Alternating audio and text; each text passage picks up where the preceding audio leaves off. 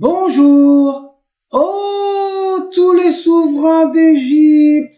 Oh, c'est gentil ça. Ça faisait partie des projets d'ailleurs de la chaîne. Les premiers souverains attestés à la dynastie 0 sont encore sujets à discussion en ce qui concerne leur existence et de surcroît les indications concernant la succession, la durée de leur règne et bien entendu leur histoire. La plus ancienne inscription connue à ce jour a été découverte en 1986 dans la tombe appelée Uji d'Oumelka'ab, une nécropole près d'Abydos où l'on a trouvé des tablettes cérémonielles qui sont datées entre -3250 et -3200. Elle porte l'inscription d'un souverain appelé le roi Scorpion, qui est noté simplement par le signe L19. À partir de maintenant, il est inutile de vous indiquer l'emplacement des tombes. Pour celles et ceux que cela intéresse, il y a des informations sur Internet et bien entendu dans plusieurs vidéos YouTube. On va pas piquer leurs vidéos. Et rappelons-le, nous, c'est les hiéroglyphes. Ce n'est pas l'histoire à proprement parler. Voyons le suivant, Pen-Abu, qui est noté avec deux signes, le P et le E26 qui représentent l'éléphant. La traduction littérale est celui d'éléphantine, avec le démonstratif Pen qui est abrégé en P.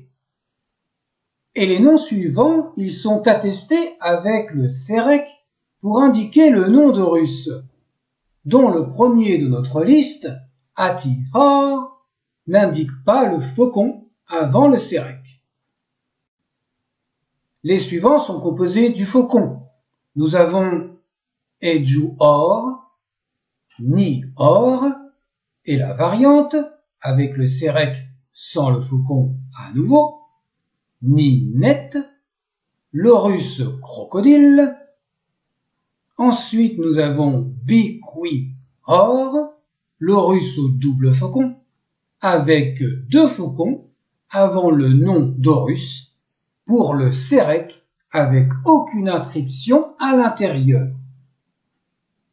Donc, pour résumer, on ne peut pas établir un ordre concernant leur succession. Par contre, nous connaissons les deux derniers souverains de la dynastie 0, celle avant la première dynastie. Iri-Or, avec le faucon sur le signe de la bouche, et l'Horus K. Le souverain qui le suit et qui commence la première dynastie, c'est le célèbre Narmer. Ça vous dit quelque chose? Sur la pierre de Palerme, il est indiqué le nom de 9 souverains, les autres sont en lacune. Rappelons au passage que la pierre de Palerme a été gravée à l'Ancien Empire. Ils sont classés par ordre de succession et le déterminatif est le A46, le roi avec la couronne de Basse-Égypte. On peut supposer que ces souverains ont régné sur la Basse-Égypte. Ils ne sont connus donc que sur la pierre de Palerme. Et ils auraient régné avant la première dynastie. Mais à défaut d'autres découvertes comme leur tombe, le mystère reste non résolu. Nous avons le premier qui est en lacune, Pou, Seka, Rayou, Tiou, Tchesh, Neheb, Wadjadj, Imiret, et le dernier en lacune. Il n'y a donc que 9 souverains qui soient mentionnés. Les autres sont donc en lacune, avant Pou et après le dernier Or. Voilà, c'est fini pour la dynastie 0. Maintenant, on verra les autres rois et par déduction la titulature des rois au fur et à mesure qui s'est formée.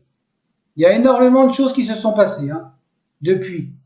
Allez, à bientôt!